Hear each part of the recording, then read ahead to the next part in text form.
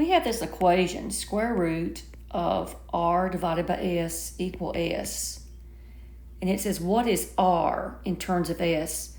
What that means, we need to solve this equation for r, and it will have an s in the answer. So the first thing we want to do, if we want to solve for r, the r is underneath the radical. And that's a square root. So what you want to do is square both sides. And when you square a radical, you're left with what's underneath.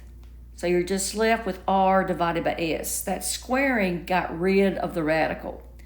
Equals s squared. Now we want to solve this for r. What I want to do is get rid of my fractions by multiplying both sides by s. And those cancel, and I'm left with r equals s cubed. And r is what we're trying to solve for. So r equals s cubed, and that's going to be answer D.